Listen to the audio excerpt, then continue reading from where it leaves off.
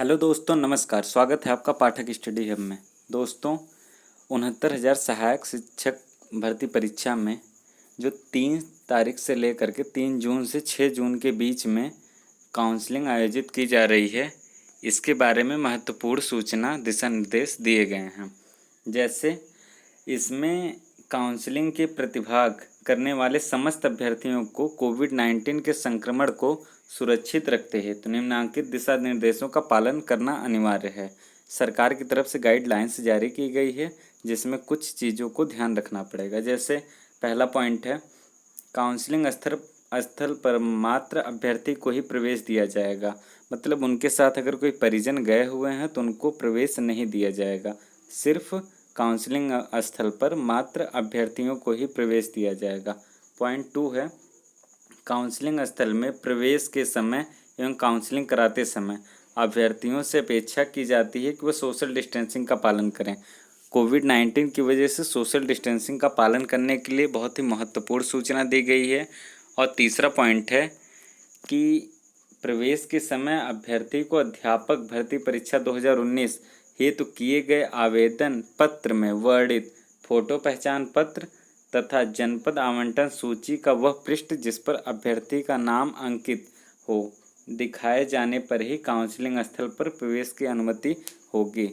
जो आपने काउंसलिंग स्थल पर वो चीज़ों को लेकर जाना है, जैसे अध्यापक भर्ती परीक्षा 2019 में जब आपने आवेदन पत्र में जो फोटो पहचान पत्र आपने वर्णित किया था उसके वो, और जनपद आवंटन सूची का वह पृष्ठ जिस पर आपका नाम अंकित हो, उस चीज़ को आप काउंसलिंग स्थल पर ही अनुमति मिलेगी, अगर नहीं तो नहीं मिलेगी। पॉइंट नंबर 4 है, अभ्यर्थी को काउंसलिंग स्थल पर प्रवेश से पूर्व थर्मल स्क्रीनिंग करानी होगी तथा हाथों की सैनिटाइजिंग भी करानी अनिवार्य है। कोविड-19 की वजह से पहले थर्मल स्क्रीनिंग होगी कि किसी को बुखार ना हो। अगर कोई बुखार हो तो दवा खा कर के जाए पहले से, या फिर ऐसे बुखार चेक करा ले पहले ही। तो बुखार नहीं होना चाहिए। अगर किसी को बुखार है तो हो सकता है अनुमति ना दी जाए, और हाथों की सैनिटाइजिंग भी करवानी अनिवार्य होगी। पॉइंट नंबर 5 है, अभ्यर्थी काउंसलिंग स्थल पर चस्पा विवरण के अनुसार ही काउंसलिंग कक्ष में ही बैठे, अन्यथा कहीं भ्रमण नहीं करेंगे। जिस पर आपको काउंसलिंग, जैसे आपके रजिस्ट्रेशन या फिर रोल नंबर के हिसाब से जो भी आपका कक्ष संख्या होगा आपको उसी में बैठना है, अन्यत्र कहीं नहीं घूमना है। पॉइंट नंबर 6 है, काउंसलिंग स्थल से में प्रवेश से पूर्व अपने शैक्षिक प्रशिक्षण प्रमाण पत्र एवं अन्य आवश्यक पत्राजातों को व्यवस्थित करना अनिवार्य होगा। अभी हम बताएंगे भी कि कैसे कैसे किस सीक्वेंस में रखना है, लेकिन हाँ, इससे पहले कि सभी चीज़ों को आपको रखना अनिवार्य होगा। कौन कौन से डॉक्यूमेंट होंगे सब पर हम बताएंगे, सबके बारे में। पॉइंट नंबर 7 है, एक बार काउंसलिंग स्थल में प्रवेश के उपरांत अभ्यर्थी को काउंसलिंग के पश्चात ही काउंसलिंग स्थल से बाहर जाने की अनुमति होगी। तो इससे संबंधित मतलब सभी आप फोटो कॉपी करवा लीजिए, सारी चीज़ें आपके पास व्यवस्थित होनी चाहिए। इनके बारे में हम बताएंगे आपको कैसे क्या करना है। लेकिन एक बार अगर आप काउंसलिंग स्थल पर चले गए तो उसके बाद फिर आप तभी बाहर निकल सकते हैं जब आपकी काउंसलिंग हो चुकी होगी। पॉइंट नंबर 8 है, अभ्यर्थी को यह भी सलाह दी जाती है कि वह पानी की बोतल व सैनिटाइजर अपने साथ रखे। पानी की बोतल और सैनिटाइजर, आप किसी का भी पानी यूज नहीं कर सकते। सैनिटाइजर अपने साथ आप लेकर के चलेंगे, मास्क अपने साथ लेकर के चलेंगे, ये तो स्वाभाविक जिम्मेदारी है। पॉइंट नंबर 9 है, काउंसलिंग स्थल के परिसर में किसी प्रकार की गंदगी न हो, इसलिए उपयोग के बाद कूड़े को कूड़ेदान में ही डालें। पॉइंट नंबर 10 है, अभ्यर्थी अपने वाहनों को काउंसलिंग स्थल पर निर्धारित पार्किंग में खड़ा करें, जिससे कि किसी को असुविधा का सामना न करना पड़े। चूँकि आप भावी अध्यापक हैं, अतः आपसे अपेक्षा की जाती है कि आप अध्यापक की गरिमा का भलीभांति ध्यान रखते हुए आचरण करेंगे। यदि काउंसलिंग स्थल पर अभ्यर्थियों को किसी प्रकार की कोई असुविधा होती है तो वो कंट्रोल रूम में संपर्क कर सकता है। नोट दिया गया है यहाँ पे कि काउंसलिंग सीट पर पहुँचने के उपरांत सर्वप्रथम अभ्यर्थी द्वारा निर्धारित शुल्क का बैंक ड्राफ्ट, जो सचिव उत्तर प्रदेश बेसिक शिक्षा परिषद प्रयागराज के पदनाम से निर्गत हो तथा ड्राफ्ट के पीछे अभ्यर्थी का रजिस्ट्रेशन संख्या, नाम, पिता का नाम अंकित हो, काउंसलिंग कर्ता को प्राप्त कराने के पश्चात ही काउंसलिंग की जाएगी। तो सबसे पहले आपको ड्राफ्ट ही देना। अगर ड्राफ्ट आपके पास नहीं होगा तो काउंसलिंग आपकी नहीं हो पाए। तो काउंसलिंग सीट पर बैठने के बाद सबसे पहले आप क्या करेंगे, काउंसलिंग कर्ता को आप ड्राफ्ट ही देंगे।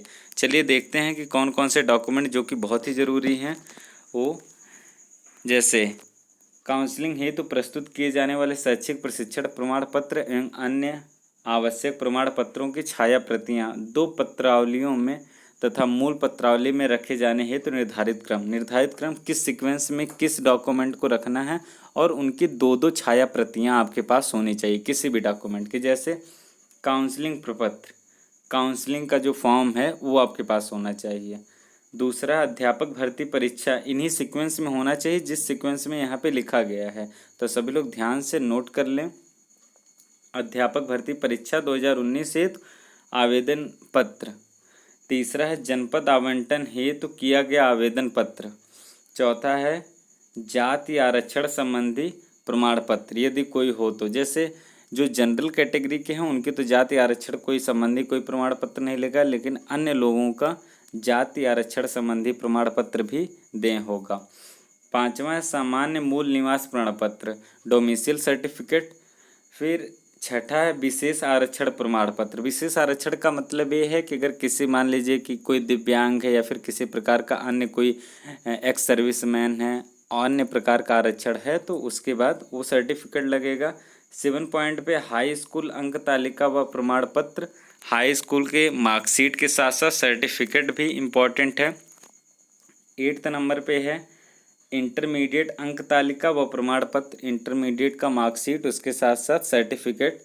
फिर 9th नंबर पे स्नातक समस्त अंक पत्र, वर्षवार एवं प्रमाण पत्र, मतलब first year, second year, final year, इन तीनों का जो अंक पत्र, मार्कशीट और प्रमाण पत्र, उसका सर्टिफिकेट या फिर डिग्री कहा जाए तो डिग्री इसके साथ रहेगी। पॉइंट 10 है प्रशिक्षण योग्यता अंक पत्र वर्षवार। जैसे आप बीएड किए हैं या फिर बीटीसी किए हैं तो उसके फर्स्ट ईयर या फिर फाइनल ईयर या फिर जिनका सेमेस्टर वाइज है, सेमेस्टर वाइज उनका वर्षवार वो रहेगा और उसका डिग्री रहेगी। 11 पॉइंट है शिक्षा मित्रों के लिए खास है। जैसे बेसिक शिक्षा अधिकारी परिषद द्वारा संचालित परिषदीय प्राथमिक विद्यालयों में शिक्षा मित्र के रूप में अध्ययन कार्यरत रहने का जिला बेसिक शिक्षा अधिकारी द्वारा निर्गत प्रमाण पत्र, कि आप कब तक कार्यरत थे, ये जिला बेसिक शिक्षा अधिकारी के द्वारा आपको जो प्रमाण पत्र इशू किया गया है वो होना चाहिए। सक्षम अधिकारी द्वारा निर्गत अनापत्ति, जैसे अनापत्ति मतलब एनओसी, नो ऑब्जेक्शन सर्टिफिकेट, कि अगर मान लीजिए कि जहां आप कहीं कार्यरत हैं तो वहां से आपको नो ऑब्जेक्शन सर्टिफिकेट होना चाहिए।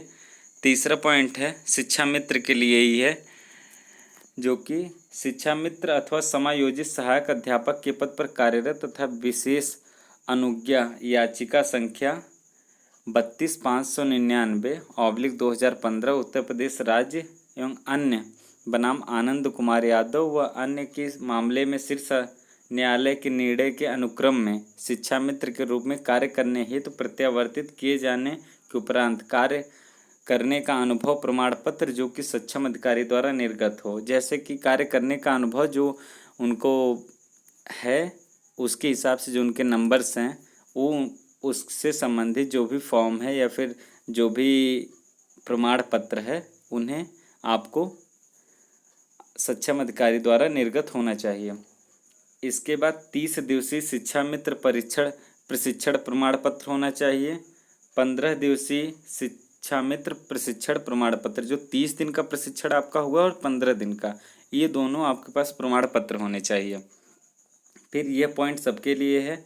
अध्यापक पात्रता परीक्षा मतलब टेट या फिर सीटेट का आपके पास प्रमाण पत्र होना चाहिए। पॉइंट नंबर 13 अध्यापक भर्ती परीक्षा 2019 मतलब ये स्टेट मतलब सुपर टेट जो है उसका अंक पत्र होना चाहिए। 14 पॉइंट पे चलते हैं। अध्यापक भर्ती परीक्षा 2019 में किए गए आवेदन में प्रस्तुत पहचान पत्र होना चाहिए। पॉइंट 5 है निर्धारित शपथ पत्र जो आपका एफिडेविट बना है वो होना चाहिए। पॉइंट नंबर 16 है सादा लिफाफा, 2 सादा लिफाफा जिस पर 41 रुपये का डाक टिकट लगा हो बिना कुछ अंकित किए, वो होना चाहिए। और 17 यदि कोई और हो, यदि कोई अन्य चीज़ें हों, जैसे कोई आप सर्टिफिकेट दिखाना चाहते हैं या फिर इससे संबंधित कोई भी कार्य प्रणाली है वो आप इसके बाद लगा सकते हैं। नोट है, काउंसलिंग सीट पर पहुंचने के उपरांत वही चीज़ें हैं कि सबसे पहले आप निर्धारित शुल्क का बैंक ड्राफ्ट जो सचिव उत्तर प्रदेश बेसिक शिक्षा अधिकारी प्रयागराज के पदनाम से निर्गत है वह सबसे पहले आप रजिस्ट्रेशन संख्या, उसके पीछे नाम, पिता का नाम लिख करके आप काउंसलिंग कर्ता को प्राप्त करा देंगे। सबसे पहले होगा, तब उसके बाद ही काउंसलिंग आपकी की जाएगी। ये महत्वपूर्ण जानकारी आप लोगों के विषय में थी, तो आप इन्हें सीक्वेंस से ही सारे डॉक्यूमेंट लगा लें और अपने अधिक से अधिक मित्रों में ये शेयर करें। यदि आपको वीडियो अच्छा लगा हो और आगे भी इससे संबंधित सभी प्रकार की जानकारियाँ इस चैनल पर दी जाएंगी। यदि आपको ये वीडियो अच्छा लगा हो तो वीडियो को लाइक करें। चैनल को यदि आपने सब्सक्राइब नहीं किया है तो चैनल को सब्सक्राइब कर लें और अधिक से अधिक मित्रों में शेयर करें। धन्यवाद।